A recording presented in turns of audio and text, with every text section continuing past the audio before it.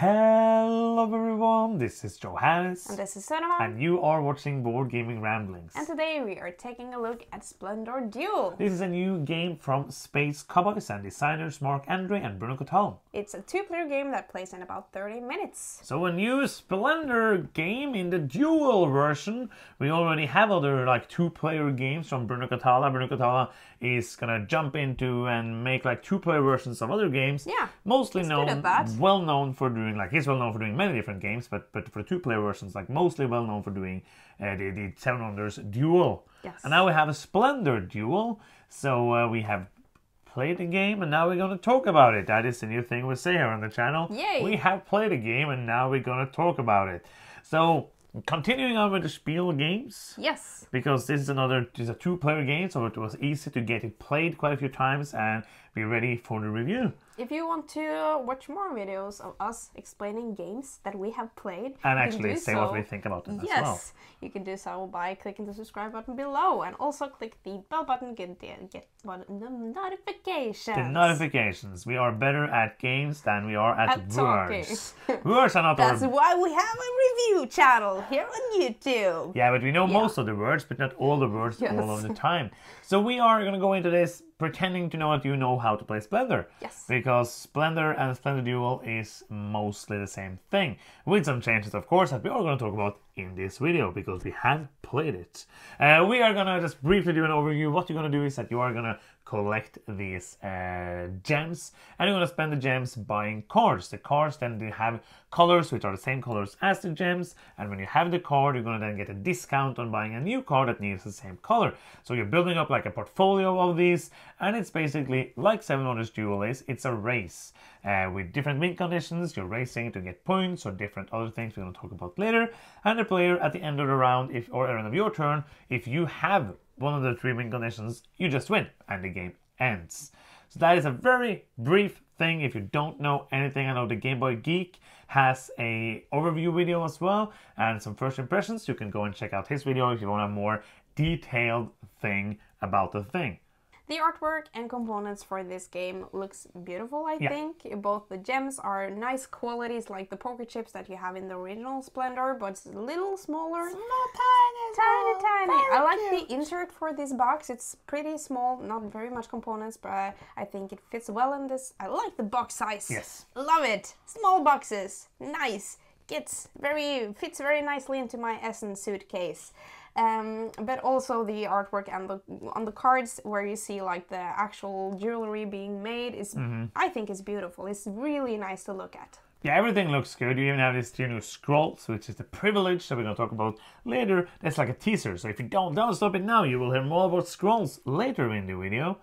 Not Elder Scrolls. No, that would be weird. Another game. Yes. That's a video game, I think. Oh, it is. The Elder Scrolls. Yeah, that's Skyrim. That is. Okay, yeah. So we're not going to talk about Skyrim in No. this. We're going to talk about Splendor, and Splendor needs a rulebook, and this has a rulebook, and it's quite short. It has a rulebook that is 11 pages long, and the last pages are basically just telling you about different people who worked on the game.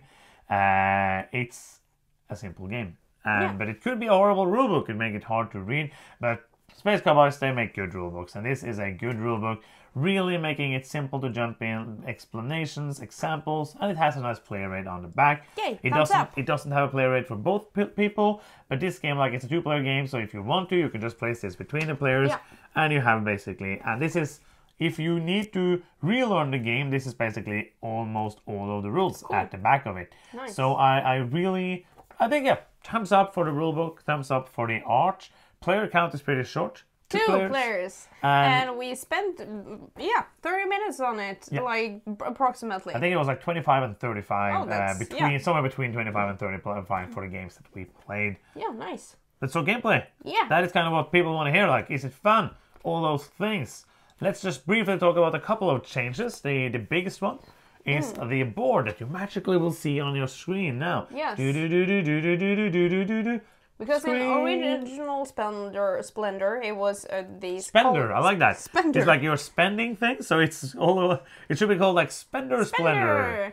Well, you have these different gems available, and you can take certain colors combinations of them.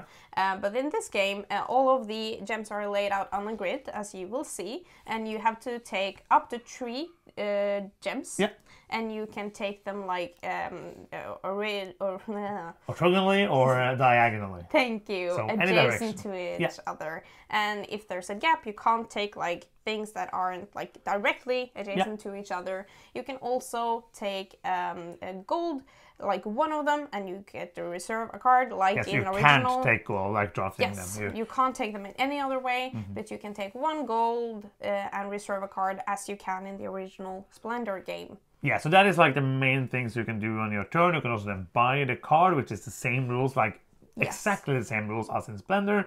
The new things you can do at the beginning of your round is that you have these scrolls called privilege that you get from basically and the we're other... very excited to hear about the scrolls because you've been teasing them.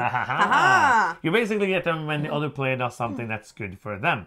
So you get them when they take 3 of the same color.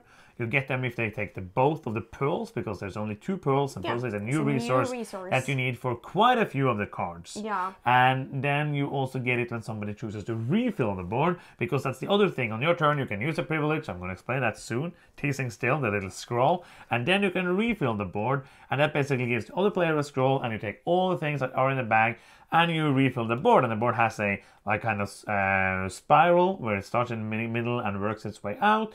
And then basically the other player gets the privilege because you get to choose first from the newly placed one. Yes. So the privilege, if you have one or more, you can use one at the beginning of your turn, which basically just lets you take 1 gem from the board, except for a gold. As you said, you can only take those as when you reserve a card, like in Splendor. Yeah. So what do you think about this new way of taking tiles? I like it. I think it's a little more interesting than the normal draft from Splendor. Because in Splendor you can just choose if they're still available. I can take either 2 of the same or 3 different. 3 different, yeah. And in the same way as in original Splendor, sometimes a certain color that you need isn't available because someone has it or have just used it. Yeah. Because then it's on the bag until someone decides to refill. And I think it's really cool that, okay, maybe I want, for example, a pearl because there's very few of those. And I also want these 2 colors, and then I have to see if I can do those, get both the things I need in one action, or if I have to take from different places to get that done. Since it is a race, it can sometimes feel very important where you draft from, really. But it's a very simple, like, it's not like, which should I get? It's very easy to decide which ones to get. Yeah, and Splendor was never like meant to be a deep, complex game. But I think I really like this because you can also kind of, it's more interactive. Yeah.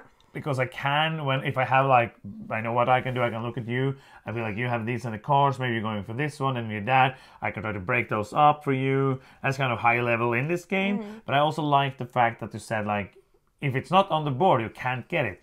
So, and it's kind of like simulates it being more players. The fact that you have the bag where everything goes in it, and you then have to get it out of the bag, choose to use basically the beginning of your turn to fill out the board again, and kind of when you want to do that and when you don't want to do that. Because even though it's good for you, the other player gets a privilege, and also if there's many tiles, it's going to be good for them as well. Yes. So it's kind of like, sometimes when you play, there's like kind of this pushing to when we don't do that and try to not do it, but we have to do it. Yes. It doesn't take a turn, but that's kind of like taking an opportunity for you and giving one to the other player. Yes. One thing I feel like, because in this game you're building yourself up to the time. One time we played, I think we took like 6-7 cards turn by turn without taking any gems, because we went building up such a big tableau. And I think the addition of the pearl is kind of stopping that from just happening at the end of the game. Yes. Because many of the cards, especially the cards with victory points and the crowns, which is a new thing, has the pearl on it. So the balance also then on when to fill up the board so I can get the pearl. And it's only 2 of them. Absolutely, because the pearl is a resource that you can't really build up on your tableau. It's not a card for pearl, but it's cards that matches the other gems, which means that if I want to play a lot of cards, I have to have some pearls or gold ready. So I agree. I think that is a nice addition to this game. Yeah, and the 2 other differences is that There's no some small abilities on the card. Yeah, it's some symbols, especially when it's like less points on the card or a harder card to achieve. You get this little, you can take an extra gem, you can take another turn, you can steal a gem from the other player. For example, it's no big deal. I didn't feel like that was once. Yeah. So no biggie there, and also the crowns are new. Yeah, but the other one that's interesting is the last one, which is colorless. Oh yeah. The one that you can then is a colorless card, and when you get that, you choose. You put it on top of another color, and now that counts as that color. Well. It's kind of Joker, but you need to already have that color to be able to fill it up. Yeah. Now continue with the crowns. Yes, it's a new symbol on cards that you use these crowns to get, what do you call it? Like royal, I think they're, cards. Let's see what they're called there, but you can. They're basically cards with points. That doesn't add to your tableau, but it gives you points, and sometimes it gives you a special ability as well. And if you have royal 3, cards. You get 1. If you have 6 crowns, you get 2. You can have at maximum 2, but if you get 10, that's a way to win the game, because now there's 3 win conditions to be able to win the game. And the royal cards are kind of like the same as in normal Splendor. But there you needed to have like specific cards. Yes. And now you just need the crowns instead. Yeah. And as I said, the 3 victory conditions are pretty simple. It's having the 10 crowns, as you said. It's having 20 points on all your cards. The points works the same way as in Splendor. There's a number of some of the more expensive cards. And also you can win if you get 10 points in one column. Yeah. So kind of like some of the times we played, I felt like I was thinking like, oh, you're ahead of me. I'm going to try to rush this one and try to get that. Get to that, and I felt like it was kind of it was very close. Yes. Sometimes like 1 turn, sometimes 2 or 3, but pretty close every time who would win the game, even though you always won. Yes. Which is how you play games. Yeah.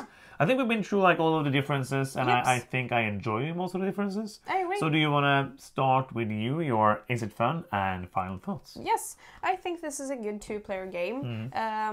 We don't get to play these pure 2-player games a lot. That's true.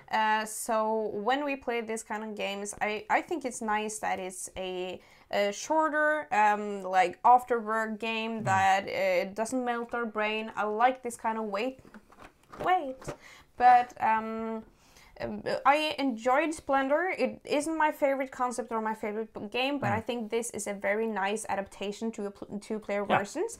I like the changes they have done here, but I think that it's Splendor. Yeah. So if you don't enjoy Splendor, I don't think this will magically fix that for you. I think if you enjoy Splendor, you will enjoy this. I think it's a good game. I'm going to give this a 7. I think it works as it should work. Yeah, I will say, if you really like Splendor, I think you will like this all as much or more. For me, this is better than Splendor. Yeah. It's like those changes that makes it more interesting. The drafting of the tiles, drafting of the gems is more interesting than just, oh, I'm going to take these 3. I'm going to take these 2. That is more interesting for me. And it's like simulation and kind of like more of an interaction there. I like that more. And the other few tweaks as well are good, but they're just like tweaks. I think this board is the big thing. If I would have liked Splendor more, I would have liked this more.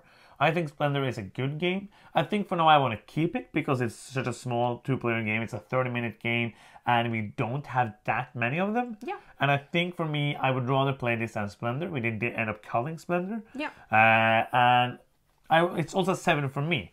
But with that said, if you rate Splendor an 8 or a 9, I think this will be an 8 or a 9 for you. Because there's no reason, and if you play 2-player games, like if you're always 4 players, then obviously this isn't for you. But I think that, so this is more down to like, this is a very good game, but it's not my favorite game. Yeah. And I think it's just important because people are very looking at a number and just seeing like a 7 and thinking like, oh, that's a bad game. And it's not. 7 is a good game. 7 is a good game. It's not amazing for me. It's literally a good game. Yeah, but I think this is gonna be a huge hit for people who like Splendor. Sorry. Not huge shit. A huge hit for people who like Splendor. Yeah, those words. Yeah. Well, it's gonna be. I think that, and I enjoyed it, and I want to play it more. I think it's fun. It's a 7. is a 7 for you. Did you want to say anything? I have one more comment. Do it. And it's the difference of feeling between those two games, because in this game, I think maybe it's because last time we played Splendor, we played with more than 2 players, but in this game, I don't feel like, oh, no, you have all of the white gems, now I can't get them. But that feeling I got more in the original Splendor, because I felt it here as well. Yeah. Oh, you did? Yeah. Yeah. Because I felt like it was easier. Like as you said, you could just like refill the table with from the bag if they're in there. But I felt that more presently in the original Splendor than this. Yeah. If that is important to you, it isn't I think to me. The reason is that there's more people that can wait for doing things. Like here, it's me or you. Yeah. We're basically doing things all the time. I think that might be the reason. I don't know, because but I did feel that as well a bit here. But yeah, I agree with you. Yeah. But that is the end. If you are still here and you haven't subscribed yet, what can you do? You can do so by clicking the subscribe button down there.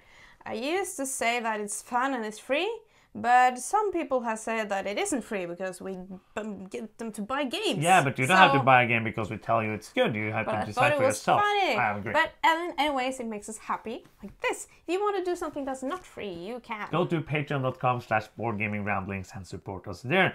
And we're going to try to get out many videos for Essen Spiel games for next week. We have so many There's going to be some first impressions, some full reviews, and we are going to try to get through them all. Excited to play all the games. Yes, so many games to play. And that is the end. Thank you so much for watching. I'm Johannes. I'm Cinema. And you've been watching Board Gaming Ramblings, and bye-bye.